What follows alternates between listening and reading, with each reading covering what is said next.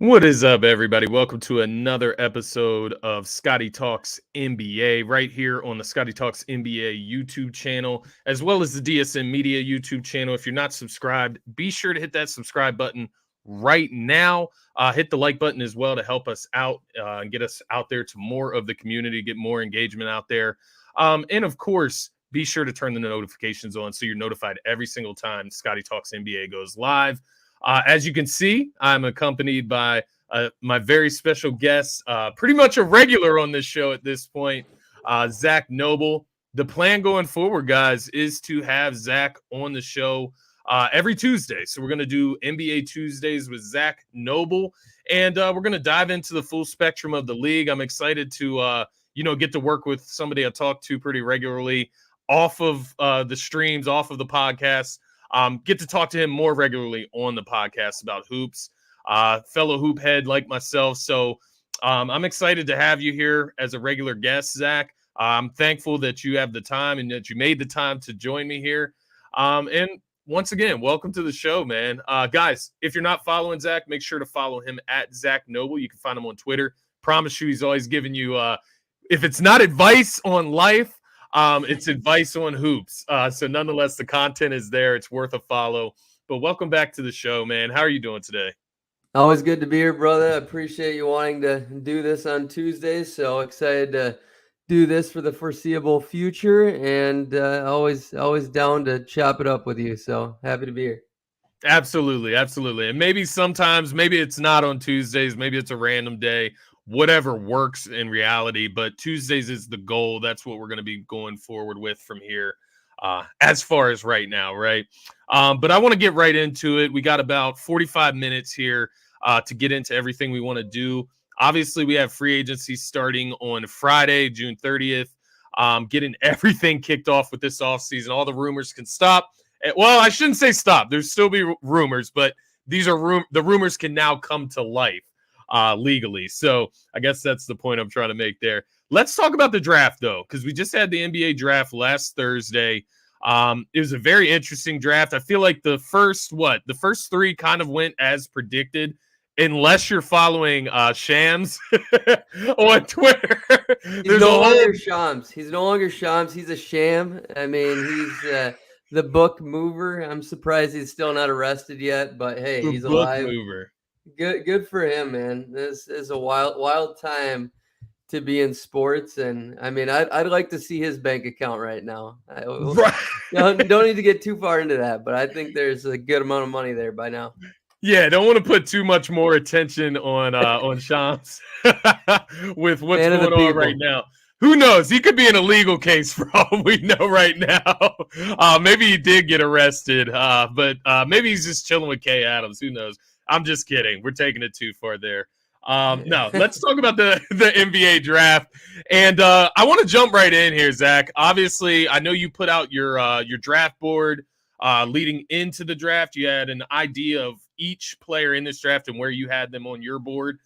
So I'm interested. What did you think of this draft? Were there any surprises, disappointments, anything that stuck out to you about this draft? Were there any teams that stuck out to you with their draft plans, what they were able to accomplish on draft night? Yeah, I think the biggest thing for me, I mean, the top 10, honestly, you could say is pretty chalk. That wasn't surprising at all. I mean, outside of Cam Whitmore, that's the obvious one. But it's interesting. There's just reports coming out now that his coaches weren't speaking too highly of him. That was on Bill Simmons recently. And so that's not a good look for Villanova faithful. Right. If you got that guy around diminishing his picks. But here's the thing. That's a tricky subject because you got to just really praise these dudes in order to get more dudes in, like, right. It's a fine line. It's like, how do you play that game? And everything gets leaked these days. And so it's like, why would you even, as a coach, why would you even ask me what I think about this player if you're not going to keep it under the table, under wraps? And it's like, as a coach, how do you trust anybody? Because everything has a microphone under desk tables, you name it. So it's tough because you want to be honest. You want to help a friend out. You want to develop that relationship. But then the players are always the most important and Yeah. can't Their relationships. piss off any prospects, and that's what this guy did. So it's gonna be interesting what impacts there if he gets fired or uh, just Villanova in general struggles to get some players for a little bit. But Yeah. Losing I Jay Wright, that's hard enough, right? yeah, you got it. I had Cam Whitmore number 5, man, and he dropped all the way to 20. I still think he could finish in the top 5. I'm not terribly worried with his injuries that may be looming. Nothing sounds too alarming just yet, but I'm sure stuff will keep coming out. Who knows? It could be Michael Porter Jr. sitting on the sidelines, Embiid, or what have you. Yeah. That stuff can be under wraps for a while, but who knows? That's tough. But Let me I ask you love this. Grit. What do you think of Cam Whitmore's fit in Houston? Was that kind of do you feel that that's like a good fit for him to go down there and be with a bunch of other young guys, kind of get some time to they're obviously pressing the accelerate button this offseason, right, in Houston, but when you look at that fit, what do you think about that for Cam Whitmore as a guy that you did have in your top 5? Yeah, I love it. I think Houston's got the best young core in the league now. I will debate, honestly. I put those polls out, and everybody's on OKC and San Antonio. People said OKC had the second highest potential to the Denver Nuggets of all the teams in the league. I did see that. That is great. My polls were just blew my mind. A team that didn't have Chet Holmgren yet, right? Like that guy didn't play basketball in the NBA yet, and they're that high as far as potential. I guess you're still banking on him being a great player. Obviously, just one season miss. Like you're not going to fret over that too much, but that is kind of crazy. We're going to have to do a whole segment on that because they're not that high for me at all. But even though SGA, I think he has top 5 potential in the league. I mean, so that's a thing. And then the rest of the pieces are where the debate happens. So with that said, Houston, I love their core, man. I think they've rebounded so well since the James Harden trade. They fired Silas at the right time, even though I always had question marks around them. They're running a perfect show right now since Harden left. I truly believe that outside of the coach and for a little bit, even though they thought he had potential, thought he could have been a good fit, but he didn't stick around too long. So I'm okay with that. And then you get a significant upgrade head coach, right? Yeah, incredible. But we don't know if this guy can develop yet. That's the thing. Like he's only had an amazing team that he hasn't had to develop. So this is a completely different situation. So we'll really see how good Ime is in that regard coming up. But I'm so high on the Houston Rockets, and I've been that way since day one. I mean, getting Şengün and Jalen Green, I just think these pieces fit together so perfectly. But here's their conundrum. They have $64 million they have to spend. And it's like, you have 7 guys that need a lot of minutes. So I actually wrote this down. We're not going to go into this right now, but I broke down all their minutes last night and how it can be dispersed. I truly think at a minimum, they only have 55 minutes to play with. And so with 3 guys, this will parlay into the free agency, but I'm really chasing Van Vliet and Chris Middleton in Houston because they're the 2 guys that can fit and still get everybody else their minutes. But I think they fit with so many different rotations. But the guys on their team just need minutes to grow if Ime can put them in decent situations. But I love the fits there. I think Amen is going to be incredible, and I want him to start right away. But all reports in Houston say he's not going to start right away. So that's pretty crazy to think as a number 4 pick, he won't start. Outside of that, man, I love like Grady Dick, number 13 in Toronto. I think he's going to play right away as they'll try to shell out Gary Trent Jr. and Fred Van Vliet. So they're going to need shooting, and he's a guy that could really pop off. And Jordan Hawkins, like he was number 7 on my board. He was the one guy that I thought was way higher on than everybody else. But like now his fit in New Orleans is interesting. I just think there's a chance that whole thing could blow up there and he could be an important role. Other than that, like all the conversation starts at 10 through 20. I think the last thing I'll say in the top 10, though, is Anthony Black. I'm like as low as it gets on him. I just don't think he's excellent at anything ceiling wise. I just think he's a rock solid player. So weird fit with the clusterfuck of guards in Magic, Orlando, yeah. So it's like, what are you doing? Why not draft highest upside? Why not you go for like Cam Whitmore there, a guy that you need more scoring, you need more shooting. I mean, Cam's maybe not the shooter you want. I would have been fine with Grady Dick over him at 6, to be honest. But Yeah, even though that's that would have been a exactly what reach. I was thinking in my head here is Grady Dick, because the shooting, you talk about just like the height and length. And mind you, I realized as we're What do you talking got? through this, Grady Dick, I'm a big fan of his, by the way. And I know He's you are, hilarious. obviously. I know you are. He's um, so funny. he has like this persona that you just know. He's like built this persona that he has to fulfill that persona, right? Wearing the flashy red suit on draft night. I just think he's a really cool dude. And you look at the prototypical NBA player these days, like a 3-and-D-esque type of guy. He can be that plus more. And he has a lot of athletic upside that I feel like people don't realize either. They just call him a great shooter, but he's pretty athletic too.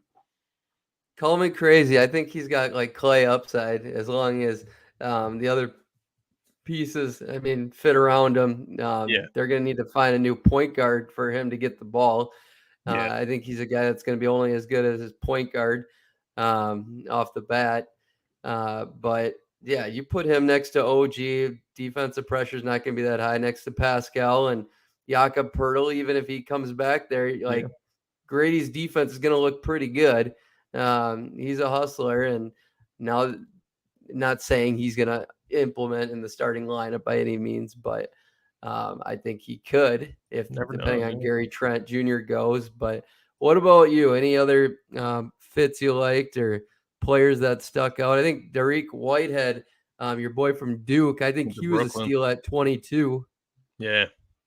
He's just a guy, and I don't think we saw like the best version of him, obviously, at Duke. He was coming off of injuries, and the athleticism wasn't really able to be shown because he was kind of getting mixed in halfway through the season, it felt like, is where he finally started getting some major playing time for Duke. But I think he started to show his upside down the stretch, especially with the shooting ability, because that was something that I was not familiar with him coming into Duke, and he's turned himself into a hell of a shooter.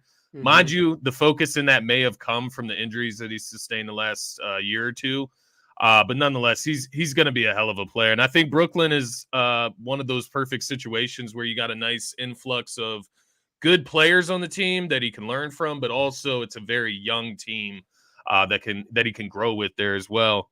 Derek Lively, I think that was a great pick by Dallas as well for a team that's looking for a legit lob threat type of center. And you can tell they've been looking for that. What is it? Dwight Powell, I think, was their last like athletic-esque center. Yeah. They brought in JaVale McGee at one point throughout the past couple seasons. Christian Wood, they tried the stretch four type of player in there. Seems like nothing's working in Dallas. To the extent that they needed to with Luka. But I do think Lively is like that real defensive, rim protecting type of center, similar to Tyson Chandler, if you remember the way he used to play back in the day. Just that clean lob threat. Luka's going to be the perfect guy to play with, in my opinion, that can get him going. He's obviously going to have to develop a lot more on the offensive end altogether, but as far as what he can bring to that team, I think he brings something that they were missing. So I did like that one. Yeah, Jacques, Olivier Max I was prosper gonna with say, him too.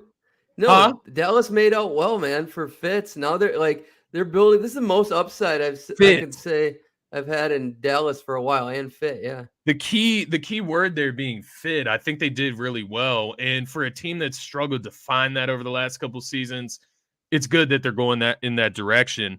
What did you think about Miami's pick at number 18? Because I watched this guy a good bit out in UCLA. And I'm talking about, I don't want to say his name wrong. Is it Haney. Jaime Jaquez? Yeah, that's right. I'd say. Jaquez Jr.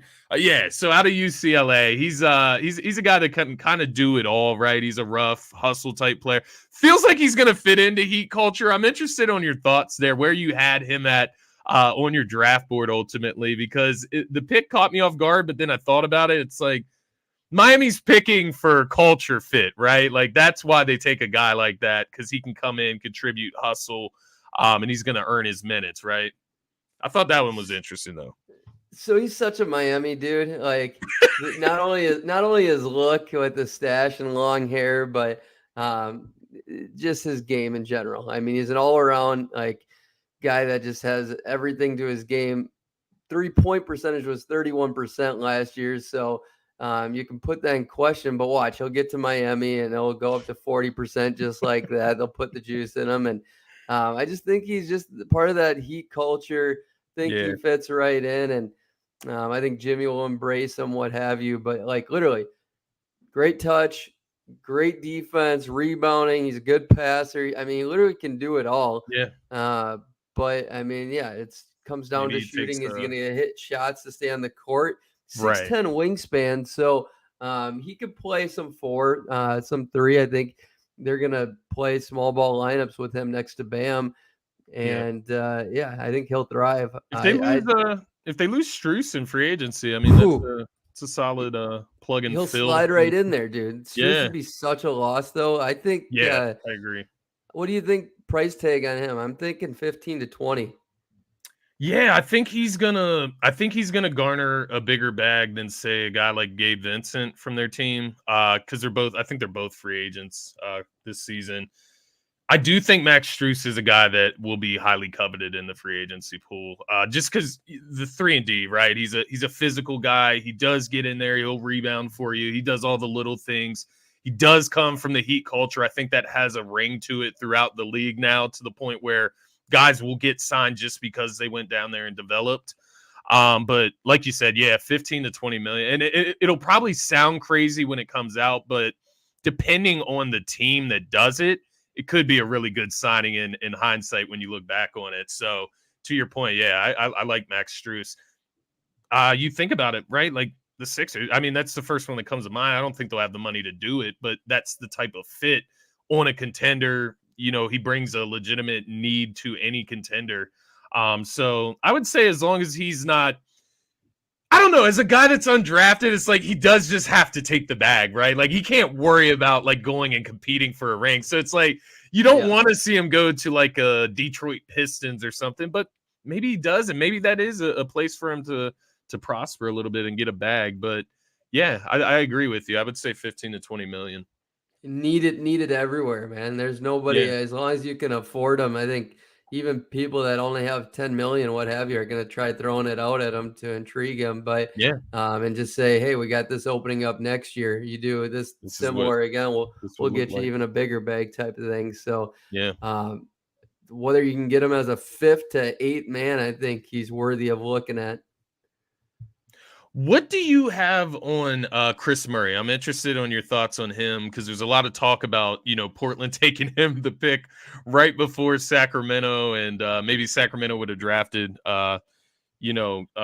Keegan. Excuse me, I couldn't even think of his name. I was getting Chris Murray. So maybe they could draft his brother to go along with him, have the brother squad there. But Portland ruined that. What did you think of that that selection there, and Chris Murray compared to his brother coming into the league? So like Dallas with Utah, other than it's like 8 years ahead with Dame, so it doesn't make nearly as much sense. I think they're finally getting a lot of upside in Portland, and it would have made sense 5 years ago. So, it's a tough situation. Like you should want to trade him if you're Portland, in my opinion. You have guys that you're set. Like Scoot Henderson is gonna be nasty. Okay, he's Dame. He's literally just a different version of Dame, but he's got that type of ceiling. Like I truly believe he's going to be that good. Maybe just different player. Derrick Rose, Russell Westbrook. I truly believe he's in that cloth. But man, and there's no way he can't be as good, if not a better defender, because Dame's brutal on that end. But it's like, who's gonna trade all these guys? Like, they're still gonna probably try to trade about anybody besides Scoot. Maybe I truly believe that. But that's an interesting conversation. Like, what's the best team you can create around Damian Lillard? Right. in Portland. And I don't know if you want to discuss that or not, Yeah, but yeah, let's talk about it. I mean, let's talk about Dame's situation, the situation in Portland right now, because it's up in the air, right? And there's been a lot of meetings, there's been a lot of rumors that have been spread. So when you're looking at this situation, what do you see as far as like let's say that Portland, they're sticking with Dame like they said they are, they're not trading him. What is the best way to build a team around Dame? Are you bringing Jeremy Grant back, for example? Because I heard he won some monster contract over 50 million or somewhere around there. So where would you start as far as building around Dame then? yeah, so that conversation that got released yesterday after Damon, the front office met, was like so gray. It was not clear at all, and just super dusty. You can interpret it a bunch of different ways, but I think Dame thinks they're going to still try to trade Scoot and the entire team. But who knows what will happen in that regards. But I think they're going to try to trade everyone but Scoot. Like I said, I think they're going to be their strategy. And there's definitely a lot of value on that team. I think they can get great players, but I like to look at it as if they did look at trades with Scoot, but like, here's a list of guys I think that they could bring in legitimately to make the best team possible with Dame out of all the guys they had. And so it's Paul George, Cat, Siakam, Middleton, DeJounte Murray, Zach LaVine, Lauri Markkanen, maybe. He's more of a maybe, but Zion, like does Utah Rudy, want to move him? Draymond Green, and then OG is like the last name. Okay. So I kind of see the theme there, right? Trying something different with Dame. You've tried the 2-guard thing, right? Like you've tried that with Simons, you've tried it with CJ McCollum. Now you have Scoot, Simons, Sharp with Dame. And from the sounds of it, so you mixed in what? Some PG, obviously PG-13. He would be a good fit there. Give him some length, some wing presence. I'm blanking out here. You say no, you didn't say Chris Middleton. For some reason, did. Yeah, it'd be a sign and trade. Yeah, sign in trade. So, are you thinking you want length and defense around Dame? Is that kind of absolutely defense that's is what you most need? important. So I mean, Paul George would be the dream there. Chris Middleton would be pretty dreamy. But like for me, if I'm Dame, it's like got to be Paul George or Cat to really only entice me. Maybe Zion, but you get one of those and bring in OG or something, or you keep Shaden Sharp and you have Paul George. Sheesh. Wow, the house fell down, man. That was it felt like was it cracking. happened like right out back here. I don't know what the hell just happened, but we're good. At least we got power. Next, we're gonna see a tree coming through your ceiling here soon. I swear there was a tree across the street that fell into a car. Ironically we've had enough, some big ones. That was yesterday. That was last night. Luckily, my cars are out back, so I didn't have to worry. Good. So who of those guys do you think would make the best team? Because I personally think a Siakam or Paul George mixed with, I don't know, DeJounte Murray and like Cat would be sick. I think get 2 of those guys and I think you have a chance to really have something. But you need at least one top tier defender of that group. I like Siakam. Now that you said that, I do like Pascal on that team. He brings a different effect. Can get his own bucket. He's very I don't want to say he's similar to Jeremy Grant. He can do a lot more than Jeremy Grant, but also do the same things as Jeremy Grant to an extent. I don't think he's as good of a 3-point shooter. I'd have to look at the numbers for that, but yeah, I love that fit, Siakam, what he would bring. And I would love to see Siakam on a new roster as well, right? He's kind of been meddling in Toronto there for a few years now since Kawhi departed, right? So I'd like to see Siakam competing for something, especially out there in the West with Dame. Paul George is an obvious, like, really, really good fit. And I think that there's some good that could come out of that for the Clippers as well, right? Depending on what the Trailblazers are giving up. Like, it feels like the Clippers have been searching for this guard, right? They want this good point guard, this prototypical point guard. Well, you have a ton of opportunity there in the Portland Trailblazers. If you don't want a point guard, you can get a shooting guard in Simons, right? Sharp, and then of course Scoot. That's the guy that he's there, right? Like, and Right. if you want to build this team around Dame, maybe it comes down to Scoot for PG. I don't know if that's something that you would even be willing to do, if that's too steep. The injury history, the age, right, that goes into that. But I think you could keep what Scoot, honestly. I what do think you could get what Sharp do and you think it would Simons. take? I Sharp think and Sharp, Simons, and Cap Filler, like a Nurkic or something, would really get it done. And I it'd be hard for me to turn that down if I'm yeah, LA, honestly. yeah. Those guys would I think fit that great fits with them too. right, fit great around Kawhi. They have good defenders already. Or you could also get Norman Powell coming with PG if you wanted to give up a pick or something. Because they're shopping around Norman Powell right I do now. And like Norman Powell. PG and Norman Powell, I mean, Dame would be elated to have those Yeah, guys next to Jeremy Grant even. that team Um, looks a lot different in that case. Yeah, so I think that's a good method that you kind of just put out there is maybe you go out, you get Paul George and whatever they add on to that, right? There's somebody that will get tossed in as like a fill-in piece. Shit, So Marcus Morris, man, get some depth and some some dogs. And toughness. like, Yeah. there's they're so deep and they got so many vets on that team. And it just makes a lot of sense for both teams, in my opinion. But you can roll out literally Dame, Scoot, Paul George, Jeremy Grant, and then whoever your center is going to be. But there's so many options. I mean, you can in Minnesota. I wouldn't be picky, honestly. You can give me Simons and Shaden Sharp for Cat, and I'll be just take them.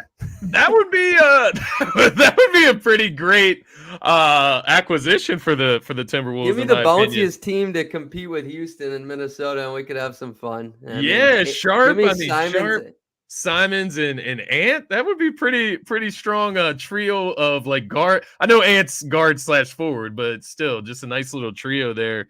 And it evens it out by getting rid of Cat. You now create room for Naz Reid. You create room for Rudy Gobert. Mm-hmm. So, with that being said, man, I did want to talk about your T Wolves a little bit there. So I'm glad you brought it up.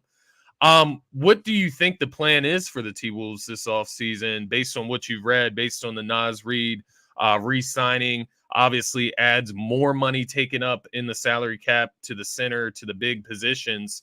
Where do you go if you're the T Wolves? You have to trade Cat now, right? Or do you not view it in that light? I wish they thought like you, man. But I really see this deal as a running it back type of deal. I think Hmm. the whole team, I mean, people in Minnesota right now are really pissed off about Rudy playing for France again. Um, it hurt his back last year. They think it's a very selfish move, and we're paying him all this money. We traded everything for him, and he was just worn down by the time he got to us. And he's putting his country first. I mean, Yeah.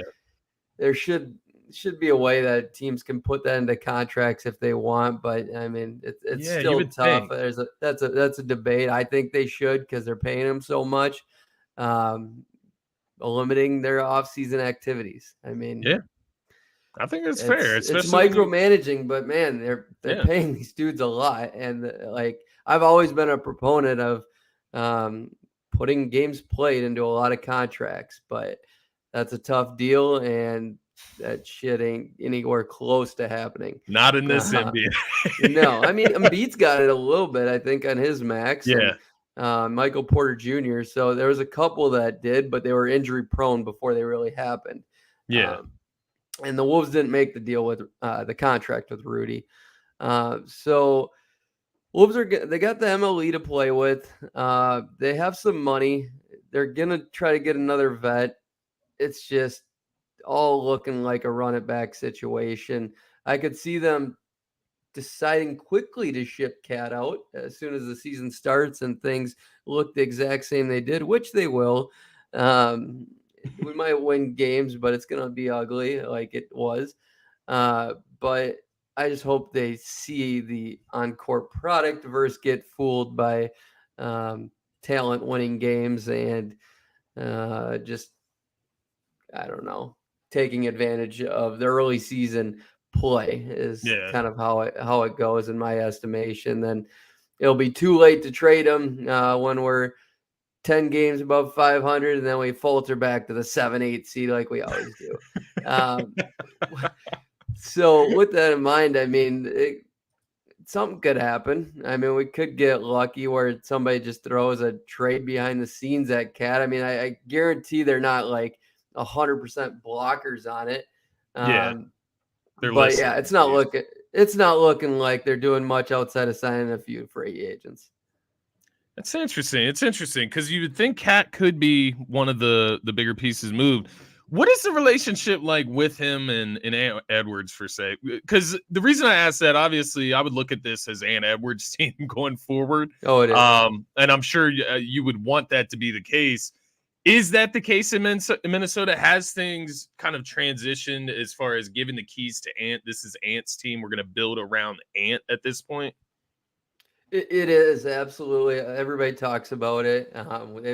They've declared it. Ant's declared it on the court. I mean, he doesn't vocally declare it. I wish he would, so they'd start a little riff and just get him out, get Cat out of implode internally. But I mean, they're cool. I think Cat's a little jealous, you can say, but he doesn't vocalize it. But it's pretty professional. I think it's a lot. Honestly, I can consider it close to Tatum and Jaylen Brown. Yeah.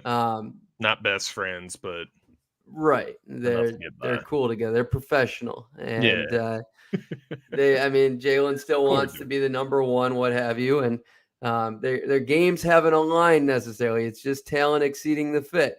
Yeah. And just like Jaylen and Jason, I truly believe their games still, after all these years, still haven't meshed yet. They don't play off of each other. Right. Yeah, I get what you're saying. Where the talent exceeds the fit, my man. I want to ask you about this Boston trade with Memphis and Washington. So obviously got pulled back because of the medicals. Initially, it was supposed to be Brogdon going to the LA Clippers, then Tyus to the Wizards and Kristaps to the Boston Celtics. Ultimately, the medicals end up, pulling that trade down. Now you have Marcus Smart going to the Memphis Grizzlies. You have Kristaps Porzingis still to Boston, and then Tyus Jones. It wasn't Tyus Jones to Washington at first. It was obviously some package from the Clippers. I think it was like Marcus Morris and something else. I can't remember what the other piece was there, but nonetheless, it fell through. What are your thoughts on this trade in regards to Boston? And then in regards to Memphis as well, I want to look at Boston first, just because there's kind of mixed reviews out there on this trade for them. Some say, you're giving up the heart of your team in Marcus Smart, which I had the pleasure of getting to watch my team lose to the Celtics in the playoffs and see how much Marcus Smart contributed to that in beating the Sixers and how tough he does play, the shots that he hits in big moments, just different things like that. You see how important he is, but Kristaps Porzingis is coming off probably his best season in the NBA. Definitely his healthiest season, his most efficient season. And he's going to be a big addition, I would imagine. It's just, like you always say, availability, right? That's what it's going to come down to for him. But interested in your thoughts here. Who do you think got the better piece in this trade? I'm so jacked up for the Celtics, to be honest, because Marcus Smart, yeah, he's a culture changer, and unless your team gets off to a slow start, like Celtics don't really get out to slow starts because they're loaded with talent. Yeah. Players individually, maybe Tatum he's always started season slow, but they still find wins. It's not like the team is floating below 500. So I don't think the culture push of Marcus Smart's that critical. What I do say is he's about valuable for about 6 games every year, something like that. That's not necessarily fair to Marcus Smart because he is Boston. He's quintessential and he's tough to get rid of because he is that dude, and every team needs that guy. I truly believe that. But like value-wise, like I think you got Derek White, who's almost as good. You got Malcolm Brogdon, who's almost as good. Like the depth is insane. Peyton Pritchard, like on the court, I don't think they're going to miss him that much. But what is going to happen as Al Horford's fading into the darkness with his age, you got Kristaps, a huge upgrade there and fits perfectly next to Robert Williams. And then you got a monstrous team here And you're even deeper. A deep team can sit a guy so often, so he's ready in the playoffs. So Yeah, it's why fair. not? I mean, condense the team a little bit. And they didn't really even condense the team a little bit because they traded Moose and they traded Smart, but like Yeah, uh, Muscala didn't really even play in the playoffs. He was really valuable in the regular season. He was great for him. yeah, But yeah, they didn't. The thing is, the Celtics aren't very deep in the playoffs. They didn't go yeah. They after didn't their use that bench many very much. guys. Yeah, so There it's was like, times where why Grant not Williams front load didn't this see the team? court. Yeah, Yeah, front load this team. All you really need now is 2 out of those 3, the big 3, to play every night, and you should probably win most of the games. yeah, Um, that's what it comes down to. I see there's no issues here outside of availability and a couple tiers for Marcus Smart, but the fit in Memphis for him, of course, is glorious. Yeah, I think he's going to be a guy that's going to rough up some feathers and hopefully keep Ja out of off the pole. And the Glock under the seat. But what can you do? I mean, that's the perfect fit there. yeah. I mean, just should come in with the army vest and the full on cop suit. That'd be pretty Right. funny. And Uh, he can ultimately fill in for Ja in those 25 games that it is set at right now, right? He can start and for him. Tyus, yes. I Yeah. mean, they're going to rely on defense, but I mean, Marcus can average 15, 20 if needed to be for a little bit. Yeah. And they're deep enough. It's just, do they have enough offensive potential when it matters? Is their Right. offense going to flow enough? Because I still don't think Memphis necessarily has the goods, or Ja hasn't necessarily proven it in the playoffs yet. Yeah. They might have the team depth wise, but not yet. So where are you at on it? Both sides. Yeah, no, I looked at it from Boston's angle first, and initially I was thinking, yeah, this is a no-brainer for Boston. This is the rich get richer. Even with the Marcus Smart trade, if you valued him more than Malcolm Brogdon, you still do that deal for the upside. The potential of a Kristaps Porzingis, Jason Tatum, Jaylen Brown lineup. And I looked at it as Kristaps Porzingis once again coming off his best season as a player in the NBA, his most available season, his most efficient season. It's a no-brainer for the Boston Celtics. And what, he opts into the 36 million. He becomes a free agent next year, so you don't have any long-term money invested in him.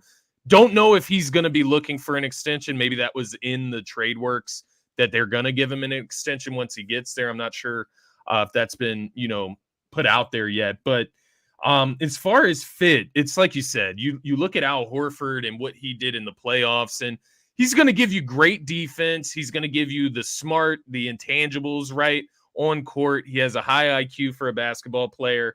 But as he went through the playoffs, you saw that three-pointer. He was struggling to make that. And I think that has to do a lot with his age, right? If he's being used in the regular season heavily, that affects his legs in the playoffs to the point where he couldn't get that shot up into the playoffs how he would like to. So, like you said, you bring in Kristaps Porzingis, take some of those minutes off of Horford's legs. Maybe, not maybe, he's going to get taken out of the starting lineup, so he's not going to have those starter minutes. So I think it helps you in two areas there, right? It keeps Al Horford fresh for the playoffs, where if you run into the Sixers and Embiid, that is the guy you throw on him. Like, there's just no way around that, right? You could literally say he is the Embiid stopper at this point. So with that in mind, I think preserving him is something that they ideally will be able to do now. Kristaps Porzingis, though, bringing what he brings to the starting lineup. I mean, he's a walking bucket. He's going to be able to get his shot off whenever he wants. It's not really about guarding Kristaps Porzingis. He's one of those guys that shoots over his head. He's 7 feet plus tall. He's going to be able to get his shot from three. He's going to be able to play off of Jason Tatum and Jaylen Brown. They're going to take so much attention from him.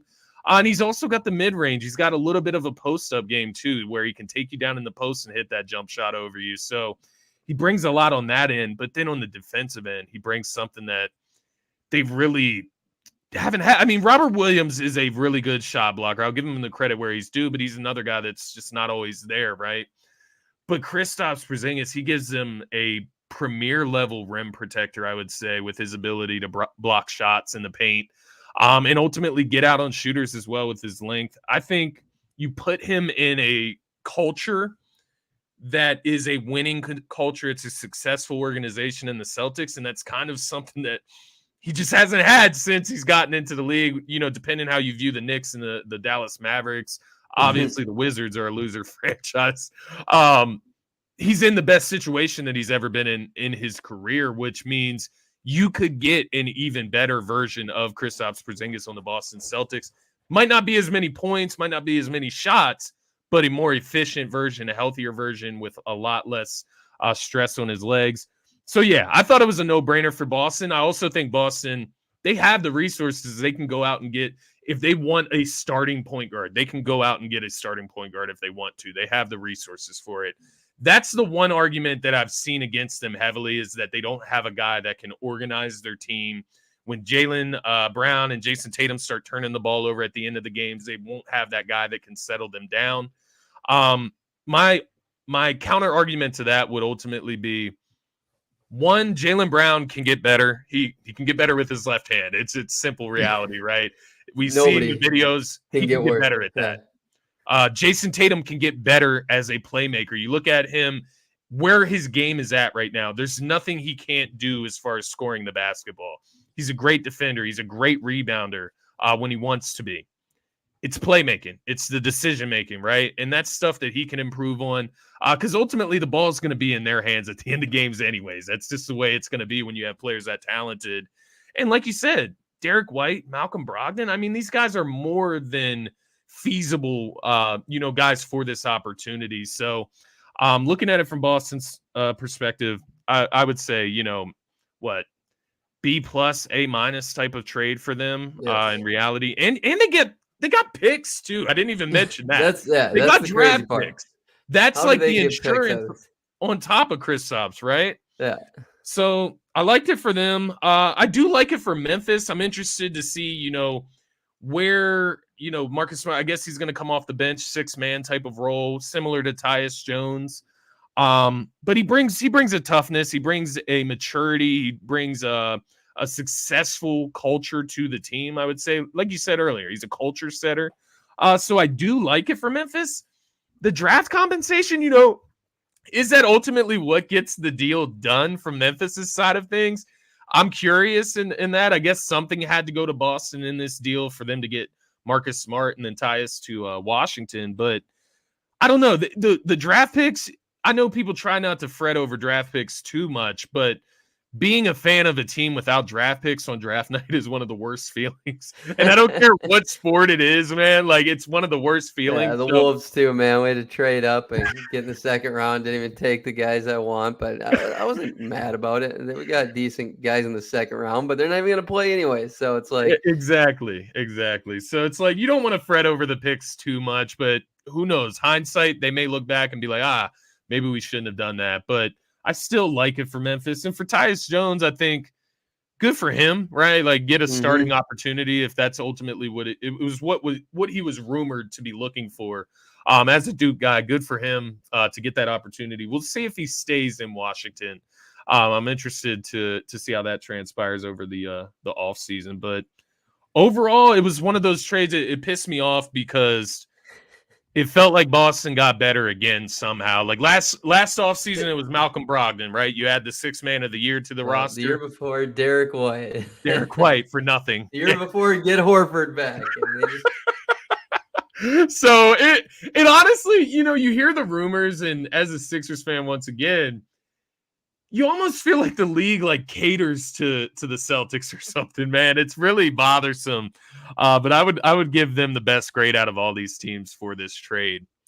What did you think? Everybody's got ties, and it trickles down. That's what it comes down to, man. Somebody who knows somebody who knows somebody, you're going to get a better deal. That's just the way it goes. What did you think about this John Collins trade to Utah, man, where he gets basically salary dumped for a 36, 37-year-old Rudy Gay and like a second-round pick? I didn't realize his value was that low, but I guess $78 million still left on the books. That's where it's at. Jazz take a shot at, some potential here in J.Collins, who's still a fairly young player. What did you think of this trade overall? And how does that change the landscape of the NBA for, say, a guy like Tobias Harris, right, who's on a $39 million expiring contract? Yeah, to be honest, they're lucky it's expiring, to be honest, because they might get assets back now. Somebody might take a flyer on him. Where if you had a year or two left on that thing, like J.Collins or Bradley Beal, even worse, it's a zero trade, and you're just hoping to get it off the books. And so in that case, I think the Sixers should be able to get something back. I would be surprised if they can't. It's just, are they looking? Are they pressing teams? And are they a better team? It sounds like there's plenty of interest. Yeah. Are they a better team with what they get back? And it's 1 year. If you can't figure out a better place to put that money, you should be okay with bringing Tobias Harris back. Because I just want to know, are these reports real? Because it seems like there's decent people putting out terrible reports about god-awful Tobias Harris trades that aren't even realistic. And it's like, is Daryl Morey taking ayahuasca and just throwing out trades? And it's like, what is going on, man? It's like, I'm with you. Are you trying? Are you showing up for work, or are you in a dark hole with Aaron Rodgers or something for a little bit? I'm with you there, man, because I saw the report, and I think this is the one you're referring to. I saw the report that Morey asked the Cleveland Cavaliers for Evan Mobley, Jared Allen, and some draft compensation, man. And you could have stopped it like Jared Allen, right, and said probably not. And like the thing that bothers me, one of those guys. Yeah, either one of those guys. Like obviously Evan Mobley, he's a very talented Isaac guy. Okoro. Shit, I'll take. Yeah, give me. See, and that's where my head was at. I'm at like Isaac Okoro, maybe throw in like a Karis LeVert, like sign and trade or something. I think he's like a restricted free agent or something like that. But throw the Sixers a limb with like Karis LeVert and Isaac Okoro. Daryl Morey is going out and asking for like 2 of their top 4 players on the team, right? In one package. And the other side of that makes it even crazier is like, where did those players even fit on the Sixers roster? What are you going to do? Have Jared Allen as like the backup center? Evan Mobley, of course, you take that no matter what. If there's some stupid world where that's even possible, why do you want take them and make it work? But as for the J.Collins trade, back to that. The one that actually happened. It's exactly like the Brad Beal trade, and the Jazz are just trying to get upside, trying to get talent, and they're not worried about the fits, which I absolutely love what they're doing, and just taking free players back. They didn't. Lauri Markkanen was essentially almost a throw-in at that point, in the Donovan Mitchell deal, and so they got a lot of guys now that have some decent upside. Colin Sexton, Lauri Markkanen. Ochai, I love him. Walker Kessler, J.Collins, but the fit's kind of funky. So there's a chance like J.Collins could be on the move again. Could be with Jordan Clarkson going somewhere else. Like, I honestly don't think any of these players on the Jazz are safe. Maybe Walker Kessler is about it because of his rookie deal and how much value he has. But the Jazz are just. They're trying to hit home runs here, and they need to spend their money on something. So that was a good swing. I understand if you're against it for the money, just like the Bradley Beal deal. But, the Suns had to do that, being they already gave everything up for KD. So why not give the last By the way, I saw they were bringing in like Jabari Parker and some other Stanley Johnson. I think for a private workout. So they're getting straight into all the veterans minimum opportunities. Go get Nikola Mirotic and dig him up out of the graveyard he's in right now. He's better than Jabari Parker. He's at least winning championships. Stephon Marbury is still a better probably prospect than Jabari Parker. Parker, man, I couldn't believe that when I saw it. And also, Like, where does that fit on the Suns, anyways? Like, if he No. is even good enough to be in the NBA anymore, where does that fit? I don't know. I didn't like that, but sorry for interrupting you there. No, you're good, man. Don't know what the Jazz are gonna do because they need some more youth and some more upside on this team. Yeah. They have a ton of picks. They should have a deal somewhere that they can package that somebody needs some depth or what have you. But Is uh, let me ask you this. This just popped into my mind. Would Lauri Markkanen, first of all, you said pretty much anybody's on the table. Would you be willing to move Lauri? And if you're the Portland Trailblazers, is that something that you would be interested in for maybe to pair with Dame? yeah, I mean, I thought about that too, and it's Scoot Henderson would probably. I mean, if the Jazz, Danny Ainge is a savage. Yeah. Let's Yeah.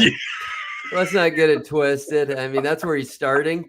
I wouldn't do that if I'm Portland, but say the Jazz throw in some picks to sprinkle on that, there might be something there. Yeah. That's a swing you absolutely take. But Yeah. if I'm only getting Simons and Shaden Sharp back, I need more, and that would definitely be interesting if you're Portland because he's still young with some upside too. Yeah. And I think Lauri's got probably higher potential than Simons and Sharp. I don't think either of those guys have all-star potential in my Yeah. eyes. Some might believe it for Sharp. But yeah, that's a trade I'm looking at for Portland. Scoot, I mean, Dame's probably like, yeah, do it. Yeah. Send me give me Jordan. a 7-footer in here that can score. Right. Send me Jordan Clarkson back with that too, Right. or Kelly Olynyk, and I'm cool, man. I'm cool. But Lauri, I mean, I think for Utah, I mean, if you're exploring a Lauri deal, it'd have to start with like Zion or Yeah. Cat, Yeah. in my eyes. Yeah. I think that's fair.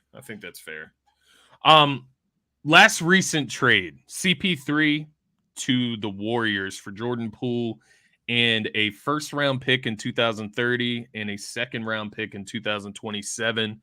What are your thoughts on this trade? This one caught me by surprise, to say the least. I did not expect the Warriors to be interested in Chris Paul, but obviously there's going to be some turnover on that roster. Clay, Draymond, depending what they do with those guys, if they're going to extend them or not. What are your thoughts on this trade? They were able to get Jordan Poole off the books. Yeah, I like how you said that. I mean, that's how they looked at it too. But I like the swing for Washington. I really do I do because I too. mean they need Yeah. upside. I think Jordan Poole's got like scoring in his game, and I think he can almost average 25 plus. I mean, who knows? Like, I don't think he'll get that close to Bradley Beal, but like Bradley Beal was god awful on defense too, Did and they get so more for CP3 than they did for Bradley they Beal? did. That's insane. It's a Yeah, crazy part. but here's another crazy thing though: is Chris Paul's played in more games than Bradley Beal over the last 5 years. Like, it's That is insane to think crazy. about. I did not Yeah, know that. That is crazy. and I think he's played in more games than maybe Steph and LeBron too. But yeah, Bradley Beal's Wow. played less games than LeBron. I know that for a fact. And a lot of injury-prone guys. It's like Brad Beal's at the top of the list. So Yeah. um, that's a thing. But like the team's got enough as long as like as long as Steph is playing with one of the other decent players, they got a chance every night. Yeah. But Chris Paul needs to be limited to about 60 games, I'd say, so in order to have any chance of being ready in the playoffs. Because he's like Embiid, man. I don't think neither of them have finished a full playoffs in like 4 years. Yeah. Made it all the way through, and so It's become routine. that's all that matters. Like, yeah, Embiid made it through the whole regular season. And that was a great regular season for him, but doesn't mean anything if you can't finish the Can't playoffs at make your it up. ceiling. Right. Can't make that up, man. I think Fit will be amazing, though. I think it's going to be Fit, yeah. incredible. It's Steph off ball. And even on that bench unit, he's going to make Kuminga and Moody excellent. Like, I think that's their ceiling elevator right there. Yeah, I do agree. I agree. Do you think that Andrew Wiggins is expendable from this team? Do you think that that's a guy that they may try to move? Ooh, it's like Toronto maybe with his ties is something you could talk him into, and OG. that would really entice me. Maybe if I'm Golden State, only if I'm getting Siakam, like no way I'm looking at it for OG. Yeah. But it's like there's plenty of people out there that'd rather have Wiggins than Siakam, just with athleticism and the Yeah. defense. You can argue either way. Shooting, spot up shooting, coming off screens. It's close when you put them on the Warriors, I'd say. Yeah. I mean, Siakam's going to be way better as a number one than Wiggins is for sure. Yeah. But outside of that, like, where could you see Wiggins fitting in, and like who would want him? Because he needs a perfect fit, man. He's a culture guy. Like maybe Milwaukee, like be the Chris Middleton. Chris How about a Middleton sign? replacement. Yeah, how about a sign and trade and get more injury prone in Golden State? Why not? Fair enough, man. Fair enough. It does feel like Andrew Wiggins is the perfect fit there. There was a time where I had wondered if there was any way like the Sixers could get a hold of Andrew Wiggins, but I just don't think it's possible. No, it's interesting. Let me ask you this. Maybe Andrew Wiggins isn't the right guy to ask about. There's been talks about Draymond Green and potential interest, connections with Mike Brown over in Sacramento. Let's talk about Sacramento Kings before we end the pod here, because we only got a few moments left here. But let's shift it to Sacramento, because they're a team that obviously came out this season with Sabonis and that core of Sabonis and De'Aaron Fox. And they were able to take the Golden State Warriors to the wire in the first round of the playoffs. They were able to get a top 3 seed in the West. Very successful season nonetheless for Mike Brown's first season as head coach for the Sacramento Kings. There's been links to Draymond. There's been links to Kyle Kuzma. Different links all around. Maybe they bring back Harrison Barnes rather than going those routes for a new forward. What would you do with this team? Is that maybe a Brook Lopez? He's a free agent. Like, that seems like a guy that could fit there. He gives you defense, right? He's a rim protector, spaces the floor for Sabonis and De'Aaron Fox.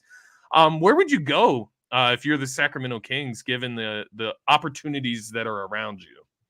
I love the Brook Lopez fit. I really do. Swap him out for Harrison Barnes. That'd be a huge upgrade and majestical for sure. Yeah. Fit right into I like that word, majestical. That's exactly right into Mike Brown's system. But like, to me right now, this ceiling is all dependent on Keegan Murray. I don't think Davion Mitchell has that high of a ceiling, and nor are they going to have enough minutes for him. I don't see Fox getting much better. Maybe Sabonis's hand gets him more of a shot with full health, can extend his game a little bit. But even then, like, his strength is in the post or just on the block. I mean, the nail. I mean, they don't have much more of an upside to me outside of Keegan Murray. Like, where are they going to find it? Draymond's not doing that. I mean, Draymond. Would you even bring him in if you're the Kings? Like, is that even worth it? No. I mean, unless Brook Lopez, maybe I would think about it then. But like, it's next to Sabonis is terrible. That's a terrible fit, right? Yeah, I thought that. That's Draymond's half of his greatness is because of Stephen Clay. I mean, let's be honest. He's great, but I just don't see Boston. But he would not want to play there. Like, that's got to be the type of, he's got to have a lot of shooters around him. Like, especially if I'm going to pay him good money. Even the Lakers, man, I think that's a terrible fit. That's the other team that he's been linked to. I don't think it's possible. A little better than Sacramento. It's a little better than Sacramento. I mean, Draymond and Los Angeles Clippers would be sick. I'd love that. Yeah, I do like that. But no, not in Sacramento. That might even like ruin their team, to be honest. Putting a lot of money into that guy, yeah. It definitely could handicap them for a long time coming. I mean, I don't know how much money they got. Not much. I mean, I doubt they can get like a Chris Middleton. I mean, they'd have to ship somebody out probably. Chris Middleton would be sick. Yeah, that would be a sick fit for what they're looking for. They're looking to upgrade Harrison Barnes, basically, right? And if not, they're probably going to have to just bring him back. Right. Although I would look and explore all different opportunity. Do you think there's a potential move maybe for Kevin Horter? Maybe you can get him, or do you keep him? Right, like he was You a could sell high on him. I mean, you yeah, could sell high on him. What that looks like, I don't know. I right. mean, It's tough to measure. uh, try to find a 3-and-D guy that's even worth that sending back. I mean, it'd be a Herder Monk type package to upgrade there. I don't know. Yeah, That's so hard. yeah, I'd yeah. need to think about that one for a Like, is minute. it even worth it? Like, it's so Gordon hard. Is it Hayward even would be an worth it? interesting fit there. That Gordon is Hayward, something realistic. Yeah. I like it. I like him as an upgrade yet from Harrison Barnes. Just like at his ceiling, and he's a much better passer. Gives you It's more just for sure. healthy. I mean, another question there. No, I liked what you said earlier in regards to Chris Middleton because we brought him back up there. I love the fit of Houston. Like, does that like make sense? Like, if they're really trying to make a playoff push, which you don't go after Fred VanVleet, you don't go after James Harden if you're not trying to do that. And they have a ton of money to spend as well. Doesn't that just make too much sense? I don't know if it makes sense for Chris Middleton, but if they're giving you a bag and you're playing with some young, prospering talent, great fit type of team, maybe it is worth it. But Chris Middleton just seems like the perfect fit down there in Houston, man. And the reason I bring that up is because there's always these swirling rumors of Houston and Harden. As we know, since Christmas, these rumors have been coming out. But I've always even thought towards that, wouldn't Middleton be the better fit with what you have on the roster currently, or am I mistaken in that sense where James Harden is just that much better than Chris Middleton, where he's always going to be the better choice? Like, what are your thoughts there? Like, if you're Houston, you mentioned all the money earlier. I know you said you would look at bringing in like Fred VanVleet. What does that make? Like, where does that take their ceiling if they're able to get a guy like Fred VanVleet, or even a guy maybe in a higher echelon in Chris Middleton? All right, look, I'll tell you this right now. I went over with my buddy Roosh in Houston, and uh, I think minutes wise, like the only guys that need to start, like I personally would love for Amen to start. Doesn't sound like that's going to happen. So Mhm. that opens up a guy that can play the 2 or 3, maybe even like the 1. Amen would be my 1, start at the 1 ideally. But like Jalen Green, Jabari, and Şengün are the only guys that have to start for Houston, in my opinion. Yeah, Tari can start, Whitmore can start. I'd be cool.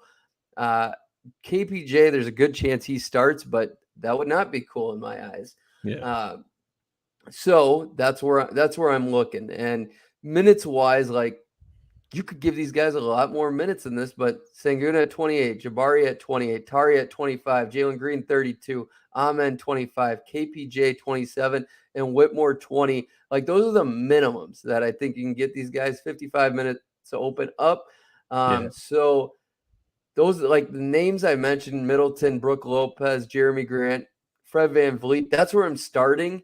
yeah, But then the list, I mean, all the guys we mentioned, the only other guys I'd throw in there are like Gary Trent Jr., Cam Johnson, Jakob Poeltl, Max Strus, Bruce Brown. But they're the most interesting situation in the league yeah, because not only are they stacked and loaded with all these guys that need to be developed and youth, they got this coach that matches with their front office and they're really urgent on winning. Like they need to win soon. yeah, So they're trying to bring in these win now guys, but like you're risking the chance of stunting all these guys' growth. And so you got to find minutes for them first and foremost. That's why I personally believe finding right deals for 3 guys that can fit, that don't need a lot of usage, but Chris Middleton is the perfect example. yeah, Fred VanVleet, they can catch and shoot guys. They can play off ball.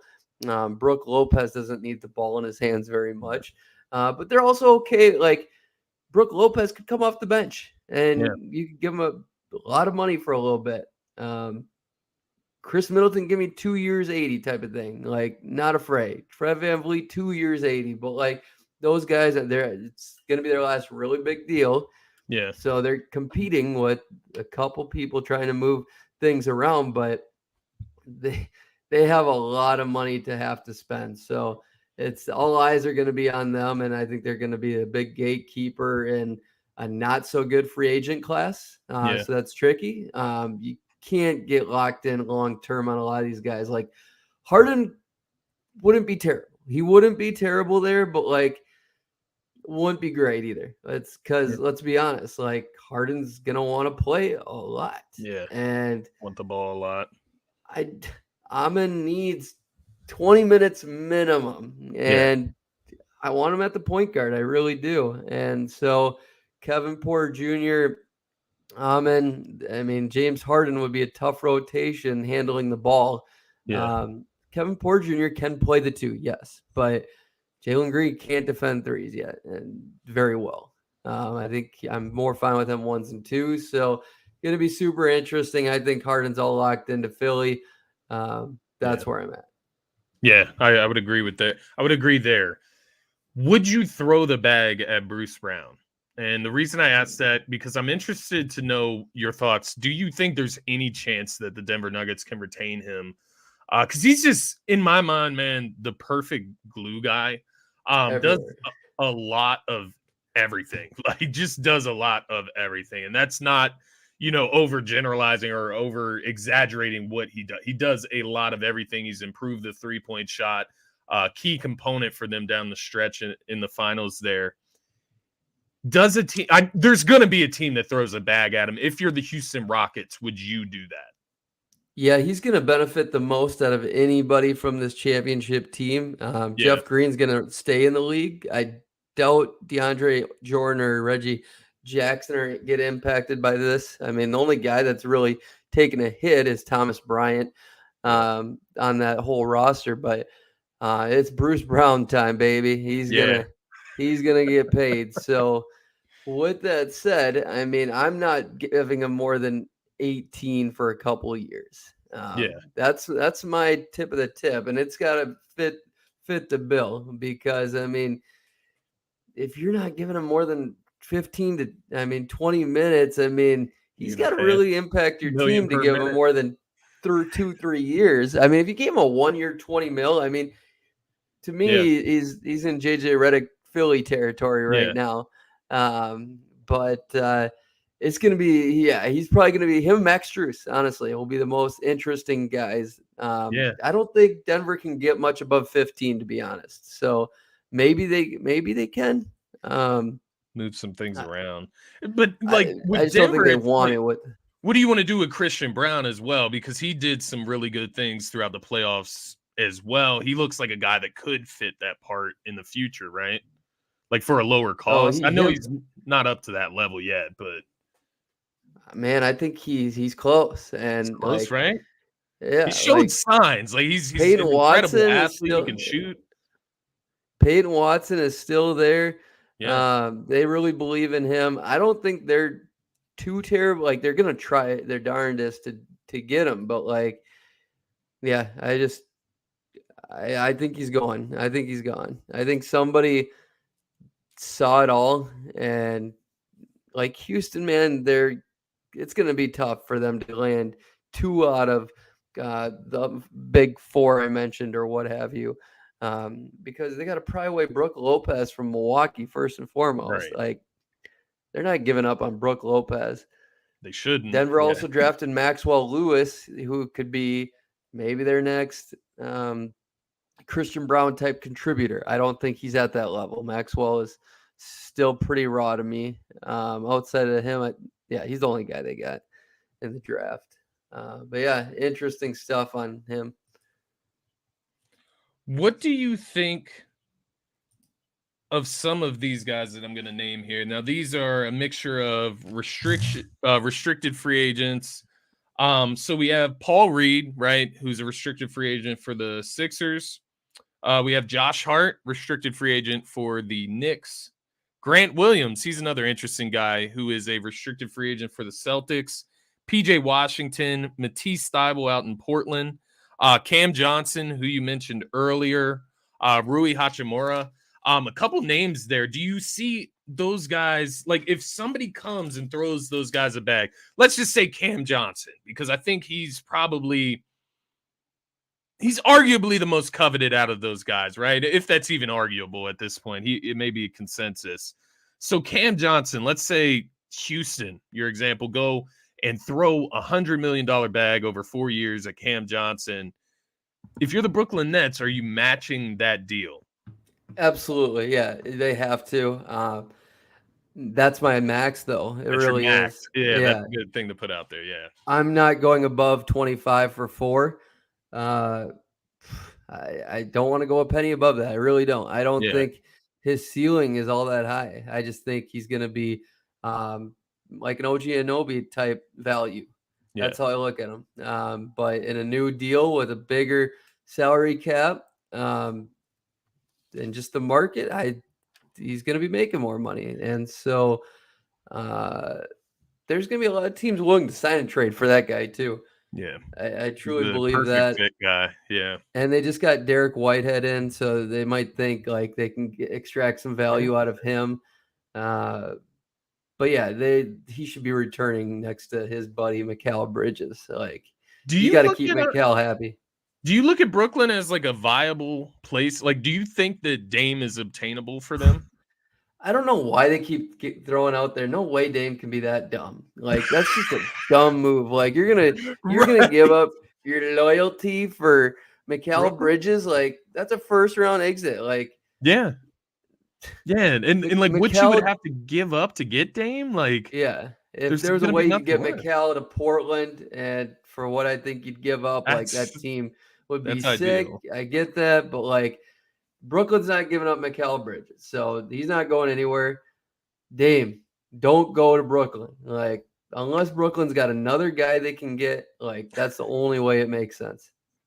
I agree, man. I didn't understand where that was coming from, honestly. And I know Dame talked about it on one of the recent podcasts he's been on, just talking about Mikal Bridges and Brooklyn's scene there, but just doesn't make sense. Like you said, to go from Portland, that's meddling in the West, right? If that, and their depth and their talent is way higher right now than the Brooklyn Nets. Yeah, their roster is so much better than Brooklyn.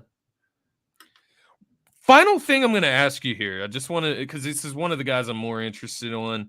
We'll obviously see where the big names go as far as Kyrie, if Harden signs back with Houston. Kyle Kuzma. What are your thoughts on him? Like, where do you value him? Like, is that a guy that you throw the bag at this offseason? He's going to be one of the more coveted free agents, I would imagine, if he ultimately does opt out of that deal with Washington. But obviously, he's another candidate for a sign and trade as well. Where would you value Kyle Kuzma in as far as in this draft, or not this draft class, free agent class, excuse me?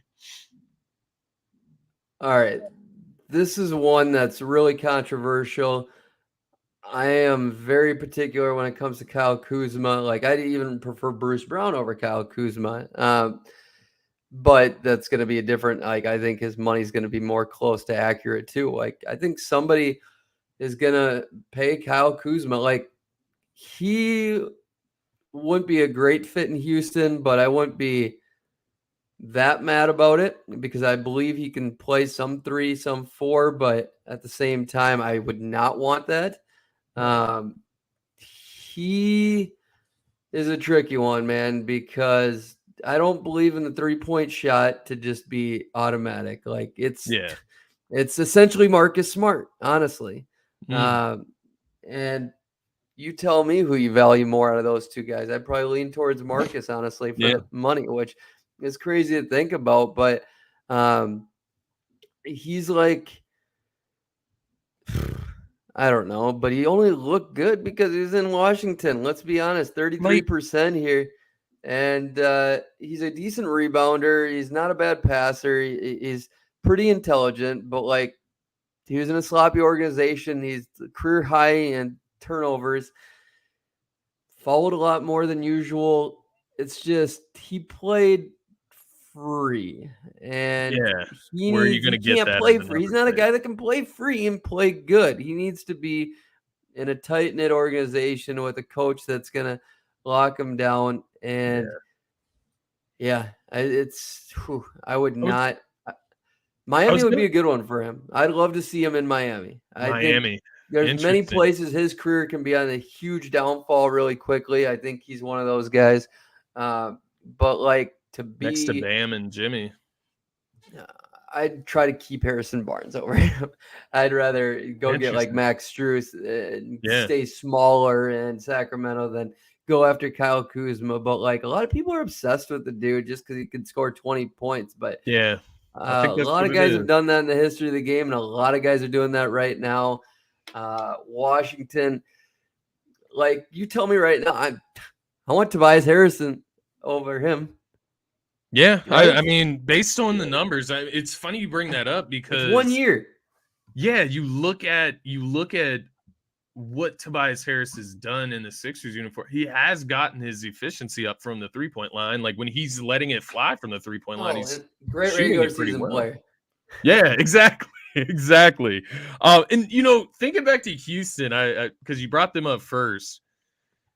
Am I crazy for saying what does Kyle Kuzma give you versus say like Tari Eason in his second year Oh, developing? give me Like Tari. I want Tari all day. that's That's why yeah, that's exactly it's what a I was tough thinking. situation for Houston. No, it's a great point. I'm a huge Tari guy. Uh, yeah, I'm looking back at Kyle's playoffs numbers. He shot below 30% from three. Every series besides one, he shot 35%, and one he shot 17%. And two out of those Doesn't three even were translate terrible from well. the field. Yeah, he was awful in the playoffs overall. Played decent minutes. Like, no, just not a guy I'm paying big money to. Maybe Heat culture could change him. That's about literally the only place. Yeah, Phoenix, you get him to fit. yeah, I Phoenix, it would take probably what DeAndre Ayton to get to I like need to make be the run really work. sold on the Kyle Kuzma deal, but I thought he was semi-helpful for the Lakers on their run, but they could have won with or without Kyle Kuzma. Yeah, yeah, literally. No, it's funny, man, because I was very high on Kyle Kuzma throughout the season, and then he kind of calmed down a lot, right, throughout the later part of the season. Um, he's an interesting target in this class because I do think he's going to get a bag from somebody. I think if he opts out of that deal opts out of that last year, which most likely he's going to unless he's signed and traded. Um, I just see somebody throwing the bag at him. Is there What's the any bag, though? What's the bag? what he makes 13 million right now, or that's what he would have to opt into. So I'll tell you this: I found a 18? 22 game. No, night. That's nothing. Yeah, that's nothing. That's not a bag. Uh, So you think it's going to have to be like 20 plus, yeah, that's what I'd consider the closer to bag like for Cam Kyle for sure. Johnson He's territory. making 13 right now. Yeah, I mean, Cam Johnson would be. See, there's a decent fit. I mean, him right in between McHale and Cam Johnson Yeah. and Nick Claxton. That's something you could talk me into. Yeah, that makes And sense. He Seth would have Curry. opportunity there There too. we go. Yeah. So I found a 22 game stretch from Kyle Kuzma, 47, 35% from three, 24 points a game, 8 rebounds, 4 assists, stealing half a block. Like, that's pretty salty. Um, yeah, that's probably his best stretch Yeah. for sure. And that's still only 35% from three. He's streaky, man. Yeah. He was getting a lot of shots in Washington too. Obviously, Beal missing time. Like he was getting a lot of shots up in Washington. So you see those Six numbers game go stretch. down with the 6 game volume, right? stretch of 29 a game and 29, 9, and 5. Like, yeah, but He has still high not great, moments. not great percentages. That's just Washington. And then check the wins. Let me let's finish out on this note because it is something I wanted to touch on. It's another team that has a good amount of cap room going into free agency. Obviously that starts on Friday, so we won't get to chat again before then. Next Tuesday, by the way, we'll have plenty to dive into, I'm sure, with everything that drops after this Friday. Next Tuesday, July 4th. So maybe we'll adjust. We'll figure that We'll out. figure I it just out. thought of that. Detroit, is there any lust or want that you could see players wanting to go there and play for Monty Williams and see the young core that they have there with Cade Cunningham. Is there any lust towards like it's seeing like something happen in Detroit where they start to turn the corner in that organization? Do you think that that's a possibility here? Are they going to throw the bag at these middle tier free agents that they're, that are only coming there for money? They're not coming there to set a culture and to, help build this organization. What do you see there with Detroit? I mean, they'd be a great Chris Middleton destination again. I mean, he's a guy that can fit anywhere, That's though. what I thought of immediately, man. He's a guy that can fit anywhere. Go back to where it all started, Chris. That'd be. Literally. Maybe that's why I thought of that, because that's where it all started, man. Yeah. After seeing that Cade Cunningham photo, that's a tough guy to play with for sure. Looked homeless. That had to be real, right? That seemed like a real photo. No, I saw later that it was a photo op. I did see the real picture of him. So he's the beard, the double chin, none of that is real. Oh, wow. Yeah, I saw a picture of him. He was cleanly shaven, all of that. Screw the internet. That's funny though, man. Yeah, the internet is it's an SOB, man, I tell you. In that case, give me all the Cade Cunningham stock. Give me everything. I love Jaden Ivey. Love Jaden Ivey. Throwing an All-Star twin. They need shooting so bad, though. So Chris Middleton gets those guys in the playoff picture. I really believe that. Brooklyn. They'd be tough to get rid of Bojan, man. It'd be a tough one to get rid of Bojan. But this location here would be interesting, because this would be a move like, I think Boston, like Bojan, I can just see something condensing, but please no. Yeah, I know. Please no. But he's a guy that most teams should want. I mean, an expiring deal. Yeah. Miami would be sick. I mean, everywhere. Luka would obviously love to play with him, but they need depth. Detroit needs depth and more upside yet, obviously. But could you see them throwing a bag at Cam Johnson? Yeah, there's another Monty one Williams for sure. connection. Yeah, I mean, he's a guy that can, like, very few guys that can play everywhere. Him and Chris Middleton, Fred VanVleet, for sure.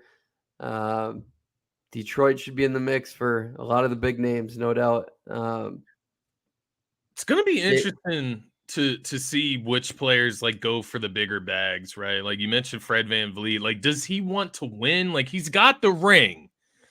Does he just want to go get his bag now and, fade off into the sunset, which is not the worst way to go, man. Like, it's not. Like, at the end of the day, from a real life reality perspective, it's like, does Chris Middleton, you just take that bag from Detroit, you go up there, you mentor Cade Cunningham, some of these younger guys, and somebody's going to want to trade him too. If as long as they're decent players, like, accept the bag, ask for a trade later. Yeah, that's kind of how this league works, So true, man. These guys will move their money around eventually for me. Milwaukee will want me back after Giannis finds out he can't do it alone.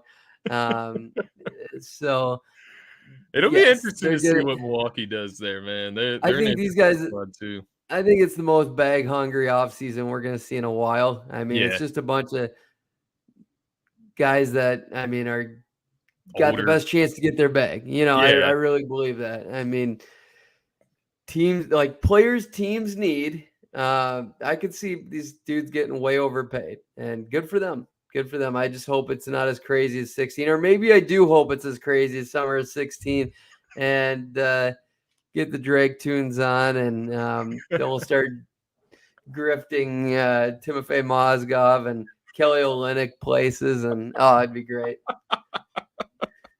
Kelly Olynyk, man. That's a guy that could be on the move though this offseason, man. That's all I got for you though, Zach. We definitely took it to the hour and 20 with this. I guess you could call this the kickoff episode of NBA Tuesdays with Zach Noble.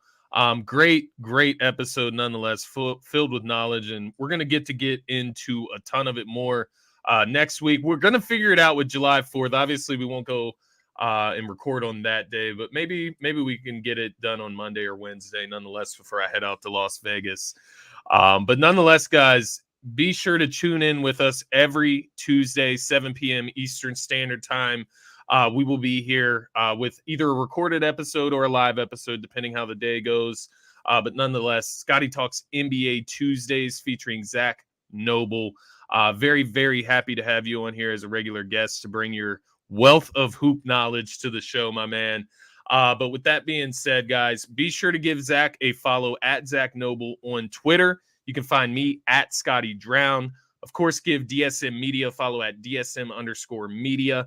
And be sure to hit that subscribe button. That's what it's all about. Hit the subscribe button, the like button, turn the notifications on so you're notified each and every time we go live.